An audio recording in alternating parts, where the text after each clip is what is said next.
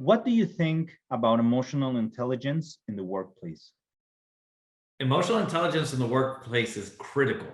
Um, the office and business is all about people. You don't have a business without people.